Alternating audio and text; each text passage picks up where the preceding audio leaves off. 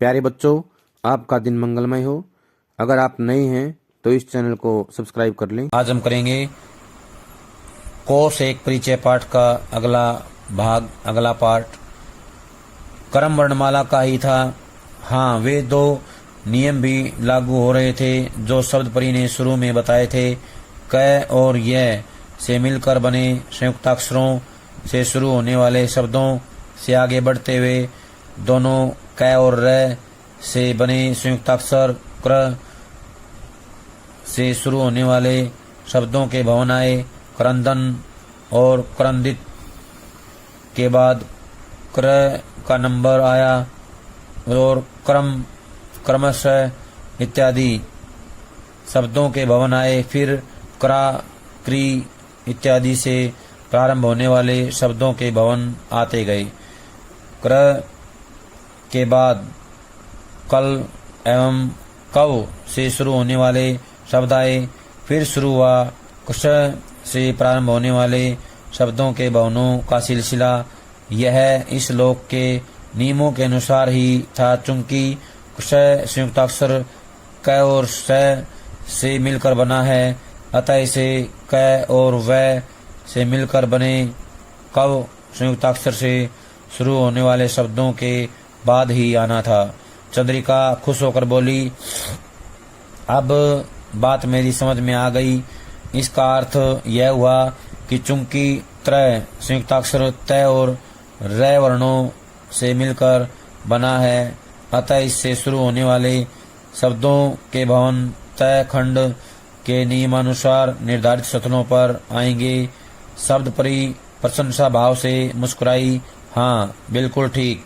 ज संयुक्ताक्षर ज और य वर्णों से या वर्णों के संयोग से बना है, अतः इससे प्रारंभ होने वाले शब्दों के भवन ज खंड में अपने निर्धारित स्थानों पर आएंगे।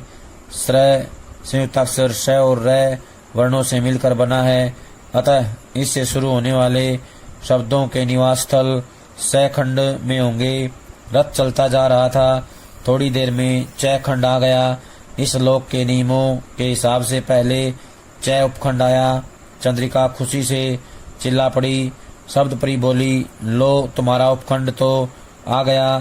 तुम्हारा घर तो इसी उपखंड में होगा। बिल्कुल ठीक।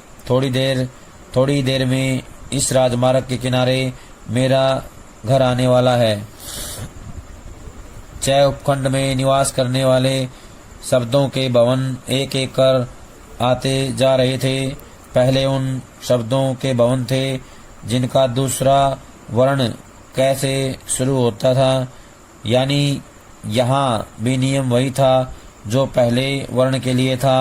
धीरे धीरे उन शब्दों के भवन आए जिनका दूसरा वर्ण द था। चंदन, चंदेल इत्यादि शब्दों के बाद द और र से संयुक्ताक्षर द्र का नंबर आया।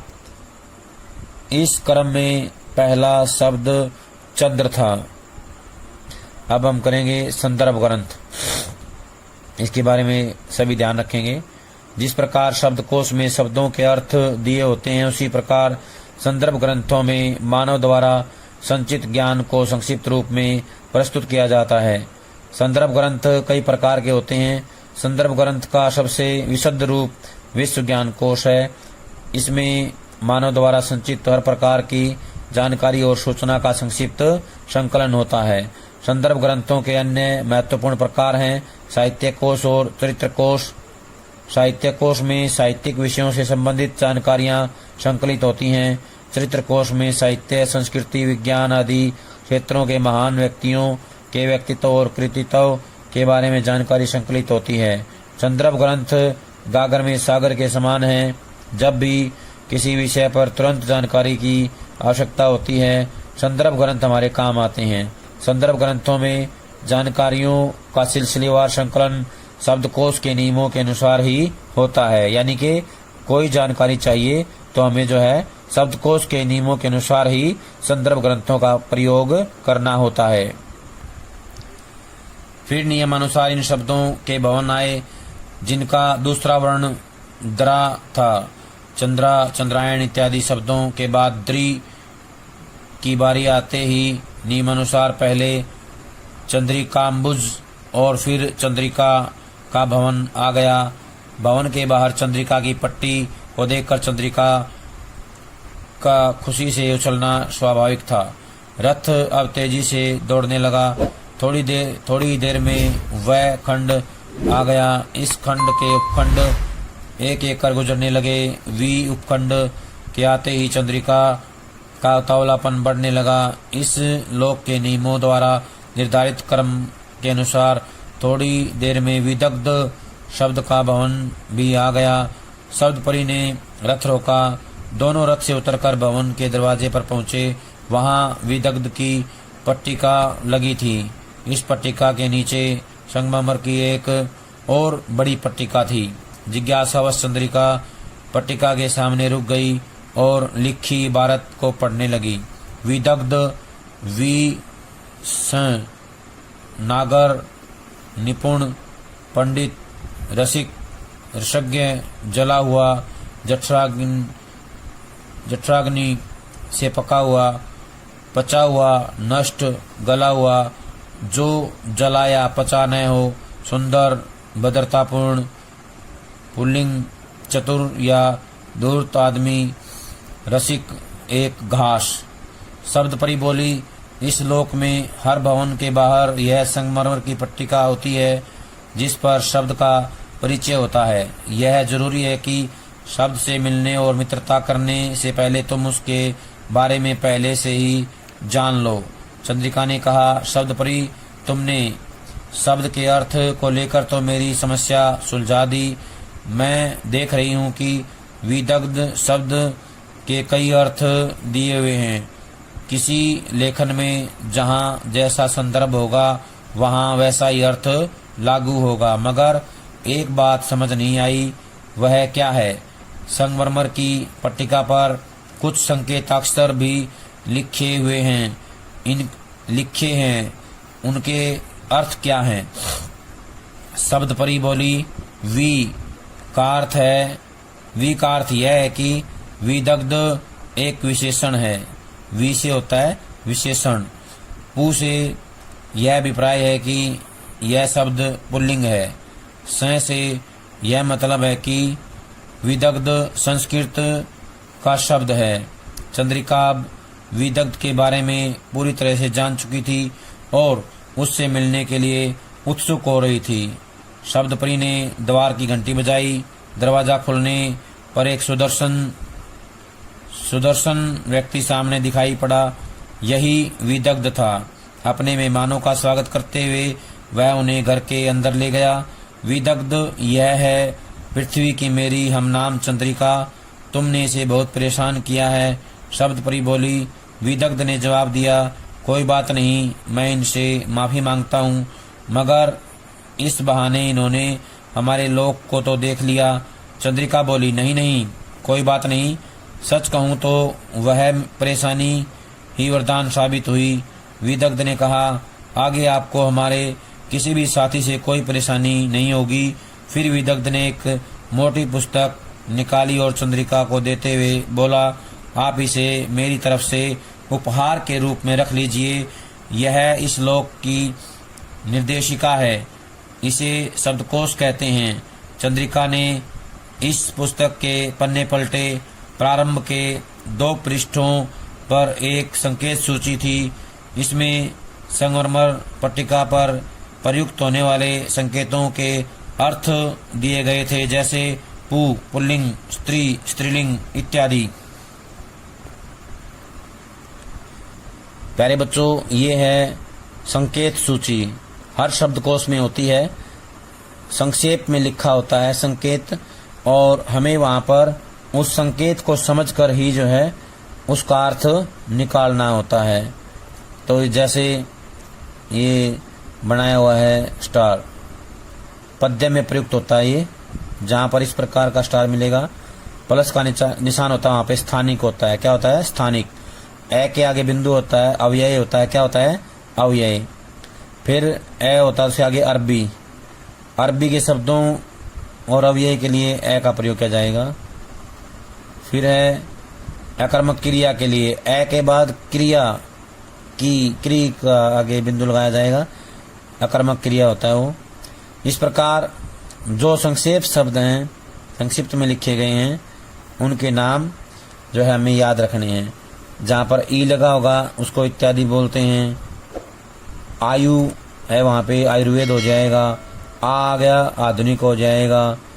इस प्रकार से ये अलग अलग प्रकार के हमारे शब्द होते हैं संक्षेप में।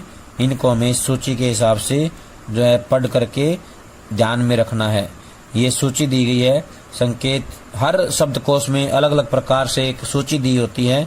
तो वहाँ से पहले हमें सूची को पढ़ना है, फिर हमें पता लगेगा वो जो शब्द है किस प्रकार का है। अरबी का है, उर्दू का है, हिंदी का है, संस्कृत का है, तुर्की का है, और उसका अर्थ क्या होता है, एकवचन है, बहुवचन है, पुल्लिंग है। अर्थ के साथ साथ शब्द का पूरा परिचय दिया होता है। इस प्रकार से एक संकेत सूची बना करके दी जाती है। तो हमें पहले उसको पढ़ना होता है और फिर उसके बाद हमें शब्दों के अर्थों को जानना होता है। इसके बाद ए, आ इत्यादि हर खंड में निवास करने वाले शब्दों की सूची थी। इन शब्दों को इस पुस्तक में ठीक उसी प्रकार सजाया गया था जैसे राजमार्ग के किनारे भवनों को क्रमवार निर्मित किया गया था। वही वर्णमाला क्रम और वे ही दो महत्वपूर्ण नियम। लेकिन चंद्रिका ने एक बात और देखी, इस पुस्तक के हर पृष्ठ के शीर्ष पर दो शब्दों का जोड़ा दिया हुआ था, जैसे उत्तरण, उत्थान, जड़, जन आदि। इसका क्या उद्देश्य है? चंद्रिका ने पूछा। विदग्ध बोला, यह हमारे साथियों की तलाश को आसान बनाता है। हर पृष्ठ के ऊपर दिए गए शब्द युग्म का पहला शब्द उस पृष्ठ का पहला शब्द होता है। दूसरा शब्द पृष्ठ के आखिरी शब्द को दर्शाता है। इस प्रकार पूरे पृष्ठ पर उसी शब्द को तलाशने की जरूरत नहीं होती। शब्द युग्म को देखकर ही पता चल जाता है कि इस पृष्ठ पर इच्छित शब्द का होना संभव है या नहीं।